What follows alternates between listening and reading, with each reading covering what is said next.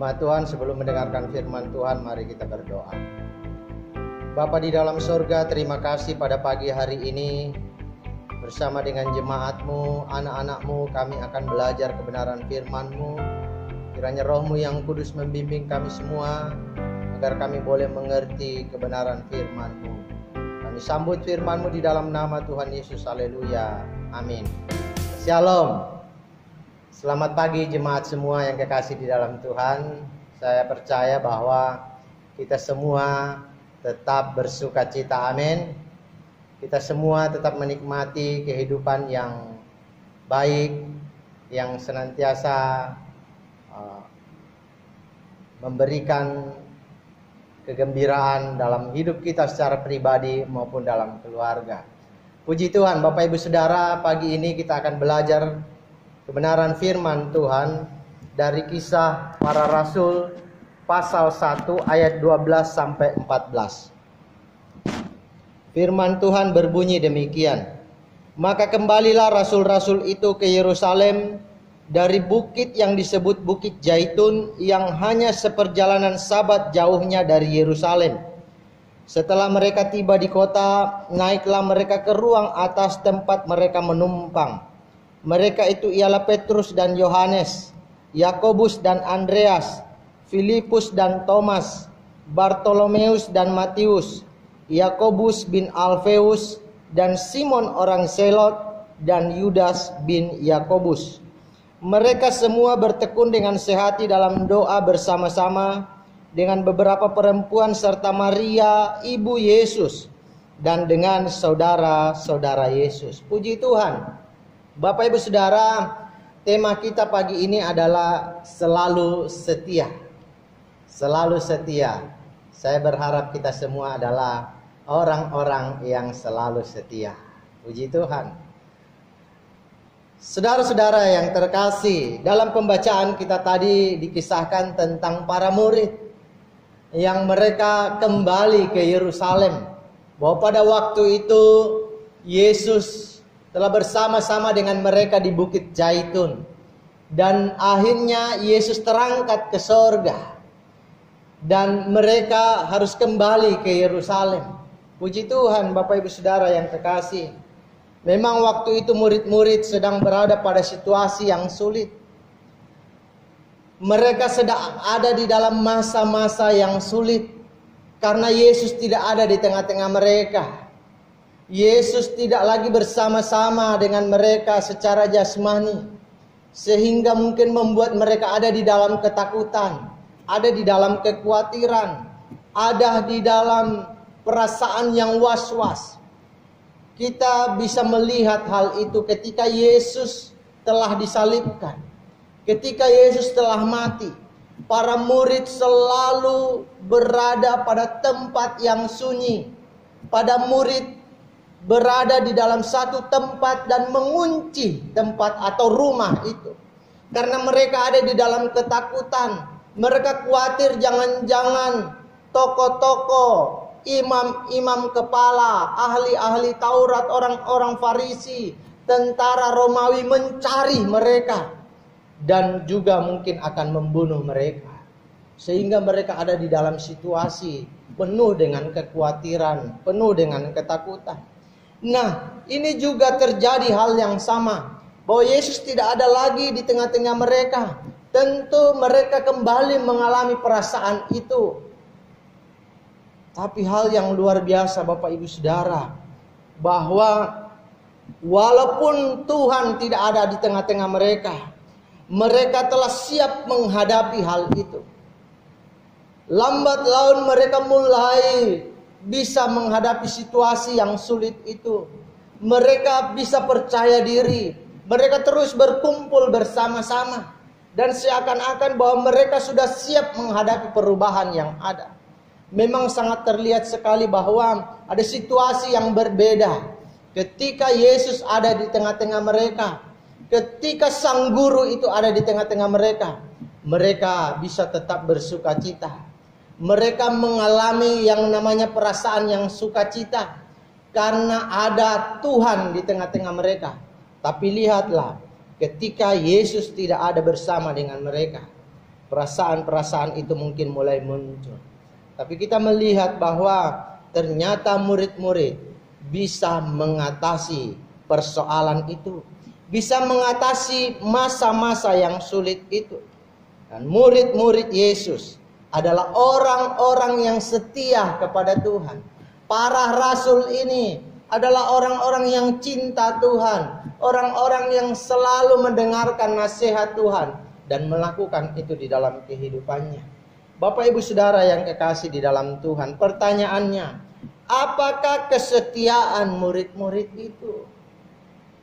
Kenapa dikatakan bahwa mereka itu adalah orang-orang yang setia, orang-orang yang selalu melakukan apa yang dikehendaki oleh Tuhan? Mereka adalah orang-orang yang setia melakukan perintah Tuhan. Yang pertama adalah bahwa para murid tetap taat kepada Tuhan. Mereka adalah orang-orang yang melakukan perintah Tuhan. Lihatlah bahwa ketika Tuhan memerintahkan, itu dapat kita lihat di dalam ayatnya yang keempat. Saya bacakan buat kita semua. Rasul pasal 1 ayat yang keempat, Tuhan Yesus pernah berkata kepada mereka, pada suatu hari ketika ia makan bersama-sama dengan mereka, ia melarang mereka meninggalkan Yerusalem dan menyuruh mereka tinggal di situ menantikan janji Bapa. Inilah perintah Tuhan Yesus kepada para rasul ini, bahwa mereka harus tetap berada di Yerusalem. Mereka harus tetap tinggal di Yerusalem.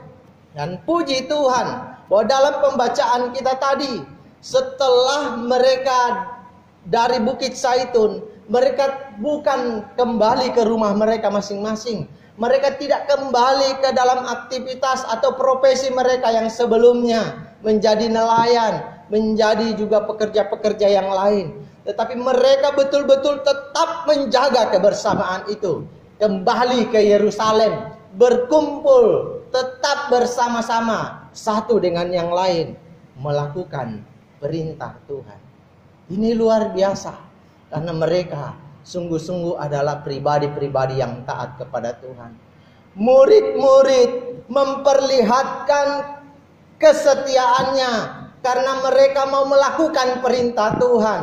Mereka mau kembali ke Yerusalem. Padahal kita tahu bersama bahwa Yerusalem memiliki kesan yang mungkin mengerikan bagi murid-murid. Kenapa saya katakan demikian? Karena di Yerusalemlah Tuhan Yesus mengalami penyiksaan. Di Yerusalemlah Tuhan Yesus mengalami banyak hinaan, olok-olokan, mengalami masa-masa yang sulit. Dan ini juga merupakan masa yang sulit bagi murid-murid, karena tentu mereka juga mengalami kekhawatiran, jangan-jangan mereka juga akan disiksa, jangan-jangan mereka juga akan disalibkan seperti Yesus. Dan betul-betul bahwa mungkin di dalam pikiran mereka, Yerusalem itu adalah kota yang memiliki kesan tersendiri, bahwa di sanalah guru mereka mengalami banyak penderitaan. Tapi kita melihat ternyata murid-murid ini bisa melupakan hal itu. Mereka bisa kembali ke Yerusalem dalam keadaan tetap bersatu, tetap bersama. Dan lihatlah di dalam pembacaan kita tadi, bahwa mereka boleh tetap berkumpul. Berkumpul di satu tempat, di salah satu ruang atas. Dan mereka melakukan satu kegiatan yang indah di sana.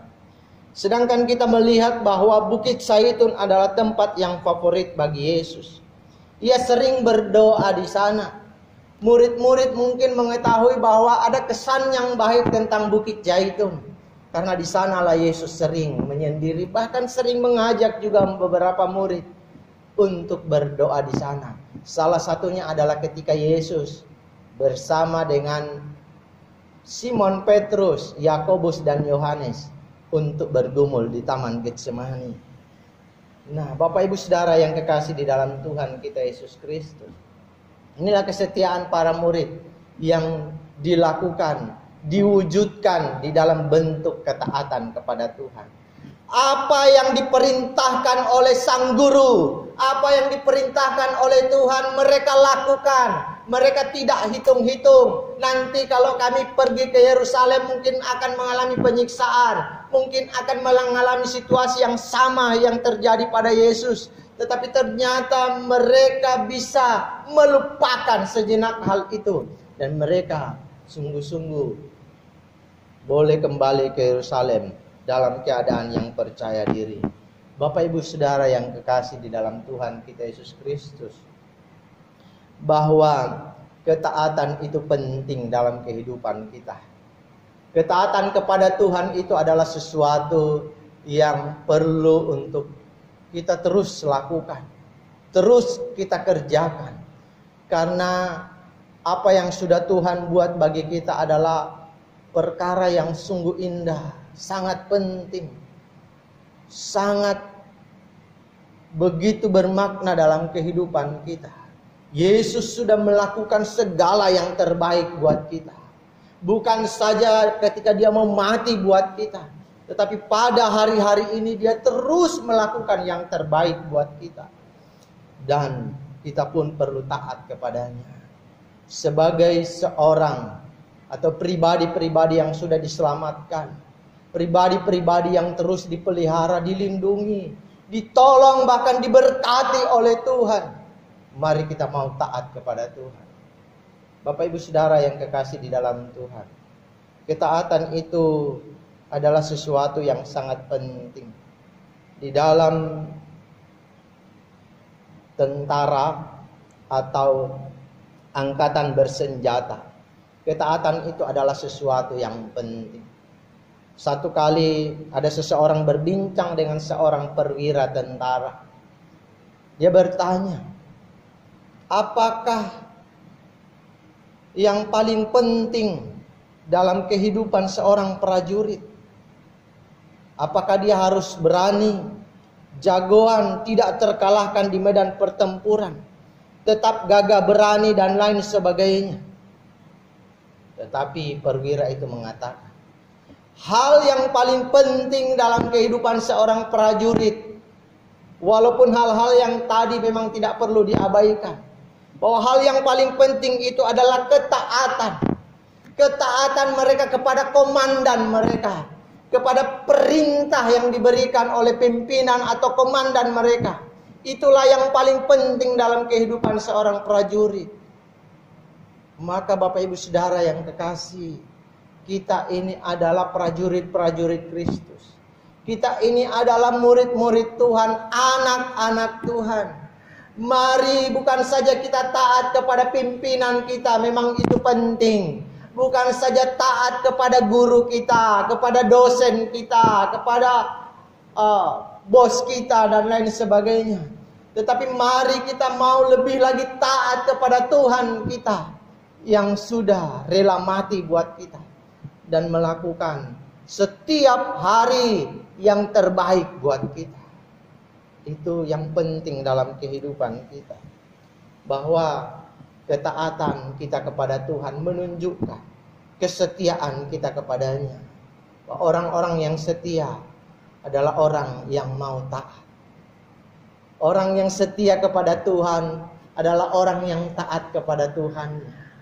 Bukan saja dia berkata bahwa aku mengasihi Tuhan, aku mencintai Tuhan, tapi kita pun perlu melakukan itu dalam hidup kita sungguh-sungguh. Kita mau selalu taat melakukan perintahnya. Hal yang kedua yang menunjukkan kesetiaan pada para murid adalah bahwa mereka tekun berdoa. Mereka selalu berdoa. Mereka setiap hari melakukan kegiatan ini dalam kehidupan mereka. Doa adalah sesuatu yang sangat penting. Doa adalah sesuatu yang tidak boleh hilang dari kehidupan mereka. Doa adalah nafas hidup orang percaya. Doa adalah satu kebutuhan yang sangat penting dalam kehidupan orang-orang percaya. Dan itu dilakukan oleh para rasul. Bahwa ketika mereka berdoa, mereka akan kuat. Ketika mereka berdoa, mereka akan mendapatkan ide-ide daripada Tuhan. Mereka akan mendapatkan sesuatu petunjuk daripada Tuhan. Sehingga mereka boleh melakukan perkara-perkara yang indah. Mereka tidak akan ada di dalam kebingungan, ada di dalam ketakutan, karena mereka selalu berkomunikasi dengan Tuhan. Mereka tekun berdoa. Dan luar biasa Bapak Ibu Saudara, bahwa para murid ini selalu melakukan itu bersama-sama. Dalam kesempatan mereka berkumpul, mereka bukan sekedar berkumpul-kumpul saja, tapi sepanjang hari, sepanjang waktu dalam hidup mereka, mereka berdoa kepada Tuhan. Kita juga bisa melihat kebiasaan ini, pola ini memang akhirnya terus terbangun. Bahkan bukan dalam kehidupan para rasul saja, tetapi kepada orang-orang percaya jemaat mula-mula. Dalam Kisah Para Rasul 2 dan seterusnya kita melihat bahwa orang-orang percaya jemaat mula-mula ini setiap hari berada di dalam bait Allah.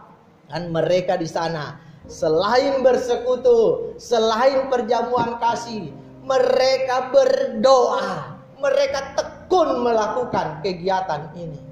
Karena doa sangat penting dalam kehidupan orang percaya. Marilah Bapak Ibu Saudara yang kekasih, kita mau senantiasa berdoa. Janganlah jemu-jemu berdoa, itu perintah Tuhan. Kita mau selalu mendekatkan diri kepada Tuhan. Doa bukan saja karena kita punya kepentingan bahwa kita sedang memohon kepada Tuhan. Bahwa ketika kita berdoa, kita akan memperoleh kekuatan daripada Tuhan. Kita akan diberikan kemampuan untuk menghadapi masa-masa apapun. Baik itu situasi yang enak, situasi yang penuh dengan sukacita, tetapi juga dalam situasi yang sulit sekalipun, kita akan kuat. Karena kita suka berdoa kepada Tuhan. Jadi ini yang perlu kita sadari Bapak Ibu Saudara, bahwa ketika kita berdoa bukan saja bahwa ketika kita mau menyampaikan permohonan kita kepada Tuhan, melalui doa kita dikuatkan, melalui doa kita diberikan banyak ide, banyak inspirasi, banyak pertolongan Tuhan minta.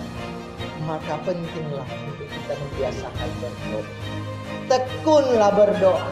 Tekun itu artinya bukan waktu kita butuh saja, bukan waktu kita lagi kesusahan, bukan waktu kita sedang menginginkan sesuatu, tapi tekun itu adalah sesuatu yang terus-menerus kita lakukan, terus-menerus kita kerjakan. Kita betul-betul konsisten melakukan akan kegiatan ini, yaitu berdoa. Banyak-banyaklah berdoa Bapak Ibu Saudara. Karena dari sana engkau akan diberikan kekuatan. Dari sana engkau akan memperoleh jawaban Tuhan. Dari sana engkau akan mengalami banyak pertolongan Tuhan. Dan kita melihat murid-murid, ternyata walaupun Tuhan tidak ada di tengah-tengah mereka secara fisik, tapi kita melihat bahwa murid-murid bisa melakukan pekerjaan-pekerjaan yang luar biasa.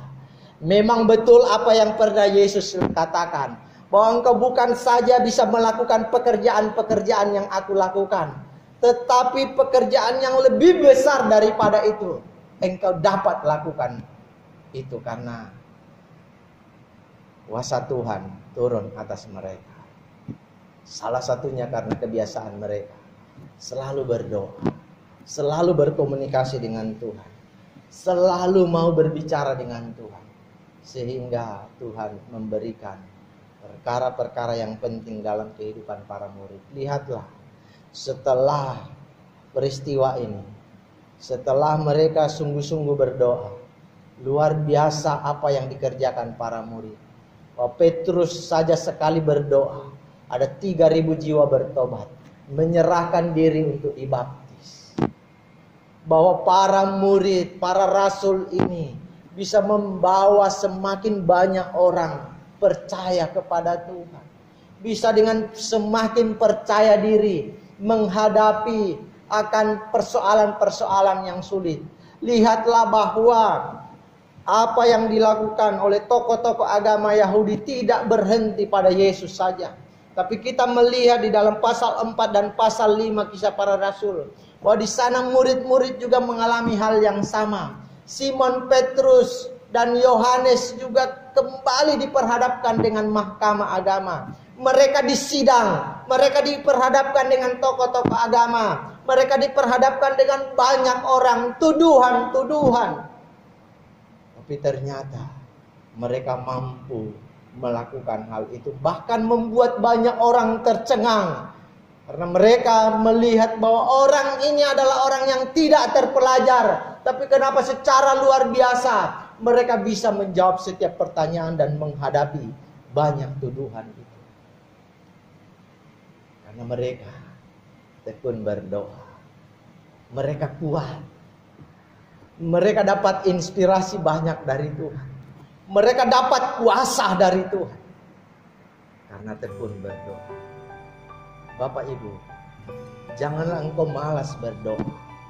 Janganlah engkau berhenti berdoa. Teruslah berdoa. Kerjakan itu dalam hidup. Setiap waktu. Pagi, siang, malam, mari engkau berdoa. Mari engkau datang kepada Tuhan, sujud di kaki Tuhan, berlutut di hadapan Tuhan.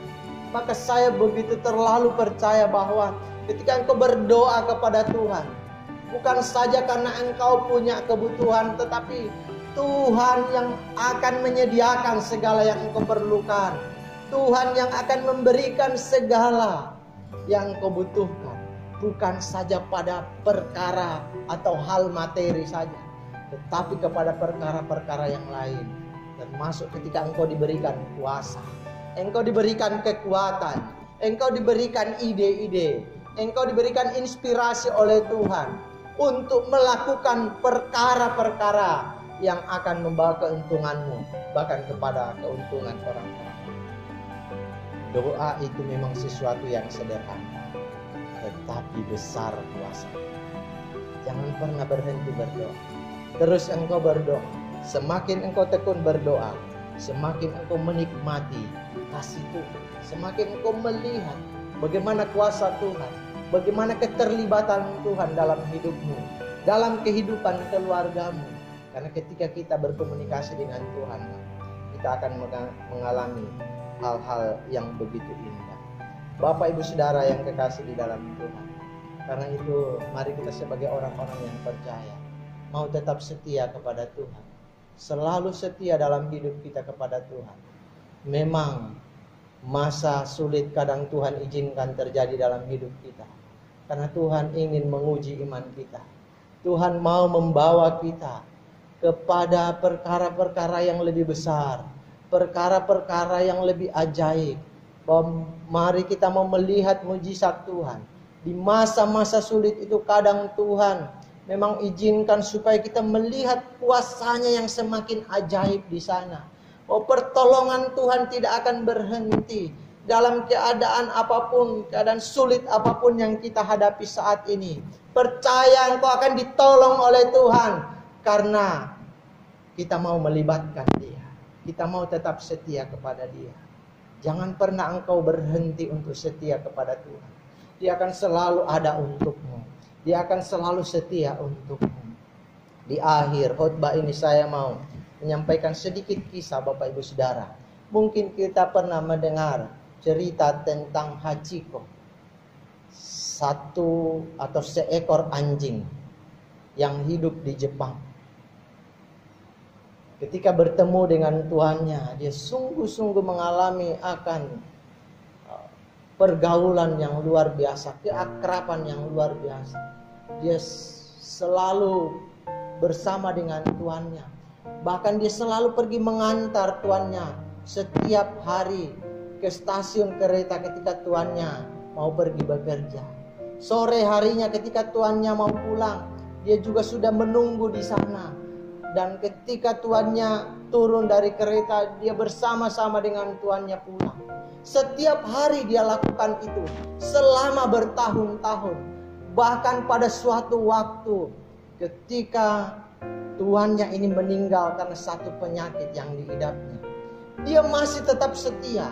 Pagi sore dia pergi ke stasiun. Dia jalani itu selama bertahun-tahun. Walaupun dia melihat kok tidak ada tuan saya, tetapi dia tetap setia menunggu tuannya. Mungkin tuannya sedang pergi ke tempat yang lain, dia tidak tahu. Tetapi dia tetap melakukan hal itu. Sampai pada akhirnya dia juga mati. Tapi kita melihat kesetiaan anjing ini. Sampai ada makam tersendiri, tugu tersendiri di Jepang sana untuk mengingat kesetiaan Hachiko. Oh, dia setia kepada Tuhan. Yesus jauh lebih ajaib, lebih baik daripada Tuhan kita. Karena dia sudah melakukan yang terbaik buat kita. Teruslah engkau taat kepadanya. Teruslah kita lakukan perintah Tuhan. Dan teruslah engkau tekun berdoa. Maka kesetiaanmu kepada Tuhan betul-betul sungguh dapat diwujudkan. Kiranya Bapak Ibu Saudara, kita mau tetap setia kepada Tuhan. Allah yang sudah menjadi juru selamat kita. Yang telah rela mati buat kita. Yang telah rela menanggung dosa kita di atas kayu salib. Supaya kita boleh dikuduskan, boleh dibenarkan, dan beroleh hidup yang benar. Kiranya engkau semua tetap setia kepada Tuhan. Tidak ada yang kurang yang Tuhan pernah berikan buat kita. Percaya Tuhan selalu ada bersama dengan engkau. Dan selalu menyediakan segala yang engkau butuhkan. Dia adalah Allah kita yang setia. Terpujilah Tuhan. Tuhan Yesus memberkati jemaat semua. Tetap semangat dan setia kepada Tuhan. Puji Tuhan. Haleluya. Amin. Mari kita berdoa. Bapa di dalam surga, terima kasih pagi hari ini kami boleh kembali menikmati lawatan Tuhan. Melalui kebenaran firman-Mu, kesetiaan yang ditunjukkan oleh para murid, para rasul. Walaupun Tuhan tidak ada di tengah-tengah mereka, tetapi mereka tetap setia kepada Tuhan. Biarlah kami sebagai orang-orang percaya, orang-orang yang sudah ditebus dosanya, mau lebih lagi setia kepada Tuhan. Dengan hidup taat kepada Tuhan, melakukan segala perintah-Mu, menjauhi segala larangan-Mu, hidup takut akan Engkau ya Tuhan, dan mengasihi Engkau dengan sungguh-sungguh. Dan terus tekun di dalam berdoa. Karena dengan berdoa kami berkomunikasi dengan Tuhan. Dengan berdoa kami berserah kepada Tuhan. Dengan berdoa kami boleh terus bersama-sama dengan Tuhan menikmati persekutuan. Terima kasih Tuhan. Dalam nama Yesus hamba berdoa. Haleluya. Amin. Puji nama Tuhan. Terima kasih untuk kehadiran Bapak Ibu Saudara menikmati kebenaran firman Tuhan pagi hari ini. Saya percaya Tuhan senantiasa ada bersama-sama dengan engkau. Tuhan setia kepada engkau. Tuhan mengasihimu. Dan Tuhan senantiasa siap menolong engkau. Tuhan Yesus memberkati saudara semua. Haleluya. Puji Tuhan.